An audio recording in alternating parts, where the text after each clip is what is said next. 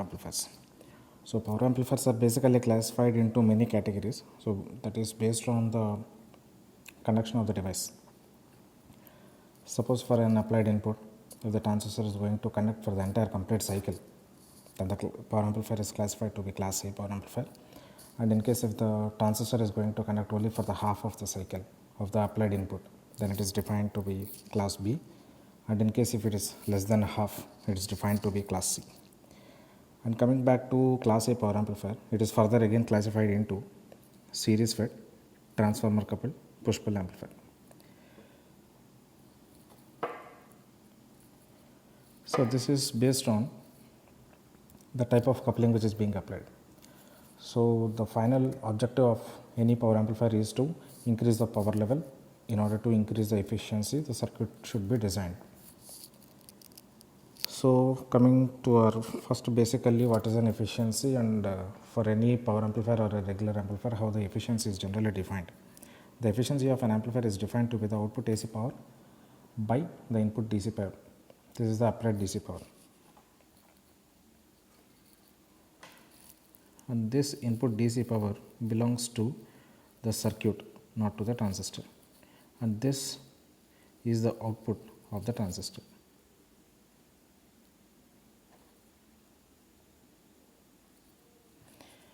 And this shows the characteristics, show the output characteristics of a regular CE amplifier. And this line is also called DC load line.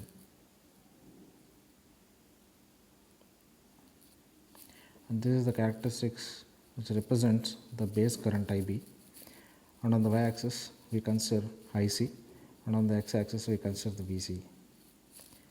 So for class A power amplifier, because the device is going to conduct for the entire complete cycle, the operating point is fixed at the center of the active region.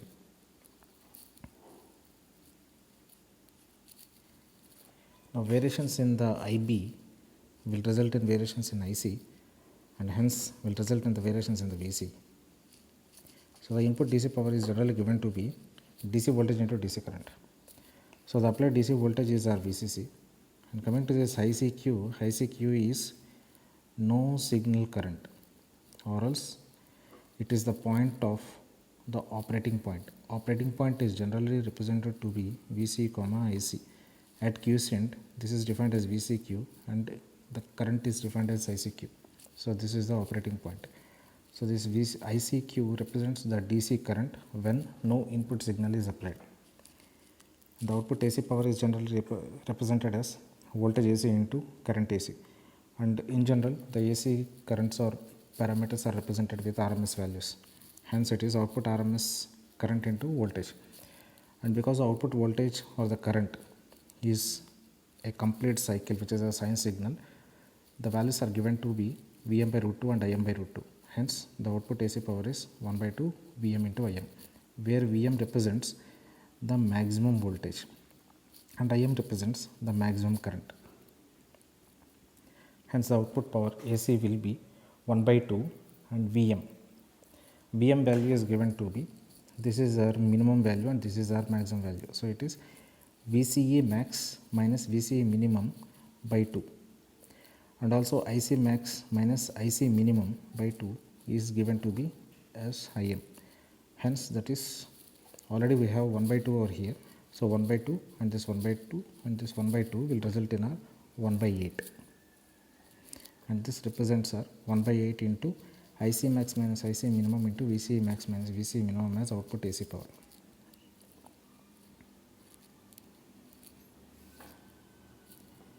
So in order to calculate the efficiency, what we need to do is we need to divide this output AC power with this input DC power. So first we will see with series fed class A power amplifier. In series fed class A power amplifier, we are going to consider the entire complete output voltage. That means the maximum possible current, the maximum possible voltage. So because the cutoff point is located at VCC, the maximum possible output voltage will be VCC and the maximum possible output current will be VCC by RC. And input DC is defined previously as VDC into IDC, and hence here the VDC value is VCC and IDC, which is the average value of the IC, and IDC is given to be average of this cycle, so which is VCC by RC minus the lower value is 0 by 2, so which is VCC by 2RC, and hence the power is represented to be VCC into VCC by 2RC. So therefore that will be VCC square by 2RC. And coming to the output AC power, which is RMS value into RMS value, and as we already discussed that the output is a sine signal, hence the RMS value is Vm by root 2 and Im by root 2. So it is 1 by 2 into, now coming to the part of Vm, Vm is the maximum value. So if I consider this signal to be a symmetric signal, then obviously the peak value is given as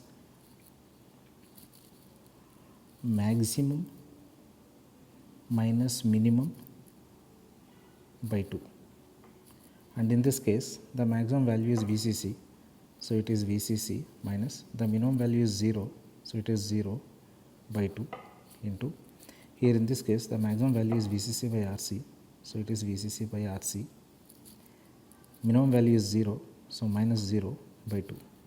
So this gives our AC power as 1 by 8 VCC square by RC, and this is our output AC power, and we already got input DC power. So what we need to do is we need to divide these two. On dividing these two, we get 25%, and this is the efficiency of class A power amplifier. So as far as the class A power amplifier, which is series fed power amplifier, it is the basic power amplifier. It has 0 distortions.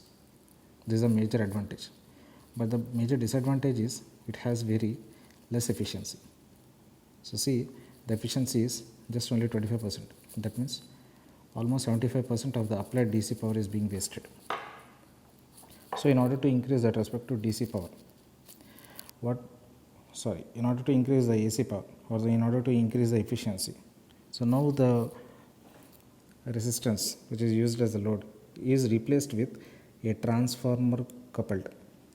So now the load is being coupled with respect to the transformer, so that irrespective of the load which is being connected to the power supply, now the transformer itself is connected to the power supply. So taking the advantage of the internal resistance of the transformer, which is almost equal to 0, we have DC resistance of the transformer as 0. Therefore there will be no DC power loss in the load, and hence this power is saved, and the remaining amount of power which is given to the transistor, we need to make use of that respective power. So the characteristics shown here, because the internal resistance of the transformer is 0, the slope is given to be 1 by resistance. So this will tend to infinity. Because this is going to tend to infinity, the DC load line will be parallel to y-axis as shown here. And coming to this line represents our AC load line, which is because of the transformer. Because the transformer has AC resistance, it will not have DC resistance, but it will have AC resistance. So according to that, the point of intersection of the AC load line and the DC load line is represented to be the operating point, and even this respective power amplifier is a class A, so the operating point is located in the middle of the active region. And now coming to the DC power is same defined as DC voltage into DC current, and in this case the DC voltage is VCC, and in this case the DC current is the average of this current, which is the operating point located, that is ICQ.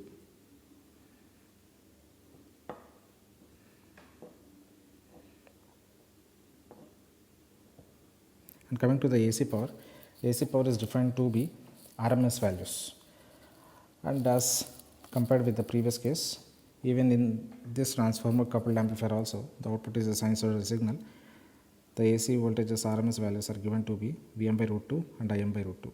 And now coming to here, the part is that the maximum value of the transformer coupled is 2 VCC rather than VCC as compared previously. So this will be 1 by 2 into 1 by 2 of 2 VCC minus 0 into 1 by 2 into, if we consider the average value of here as ICQ, then the peak value, because this is 0 value, then the peak value will be definitely 2 into ICQ. Hence it will be 1 by 2 into ICQ minus 0. So if when we divide the AC power to the DC power, we get the efficiency as 50%. So now the efficiency after the changing of the coupling, it is increased from 25% to 50%. That is transformer coupled amplifier. Now coming to class B power amplifier, the conduction of the device is reduced to half cycle.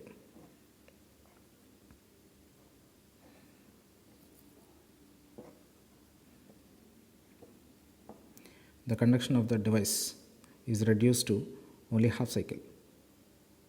So here the conduction angle is 180 degrees. That means the device is going to conduct only for the half cycle. And if you see the output of this respective power amplifier, it is almost similar to our half wave rectifier. Hence this class B power amplifier is also known as rectifier,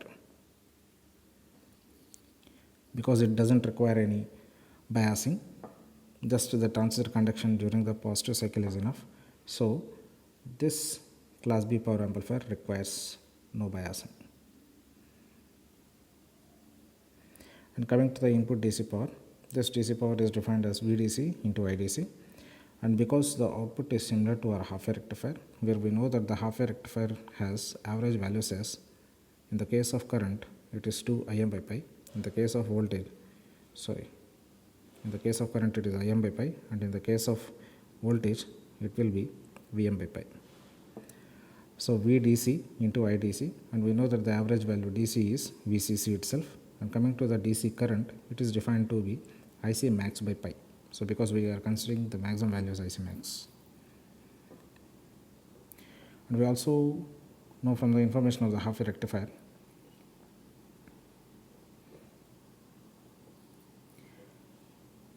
the RMS value of the half wave rectifier is defined as Im by 2. And now coming same as voltage RMS is given as Vm by 2, where Vm and Im represent the maximum values. So output AC power is defined as V0 RMS into I0 RMS. So V0 RMS is Vm by 2, where Vm is the maximum value from here to here, that is defined as VCC. And the maximum value of the current, which is defined from here to here, is IC max. So it is VCC by 2 into IC max by 2. So and that is defined as 1 by 4 VCC into IC max. And the efficiency is defined as AC power by DC power. And now we can find out the value of the efficiency of class B, which was proved to be 78%, which is very high when compared to class A. So now coming to the advantages and disadvantages of this class B is, class B, as the efficiency proved is defined, is very high, and it was proved to be 78.5%. But the major disadvantage of the class B power amplifier is distortions. The input is a sine signal, but the output is only half of the sine signal. That means the remaining half is distorted. So for class B power amplifier, even though the efficiency is very high, but the distortions are very high. And of course the circuit is very simple because there is no biasing.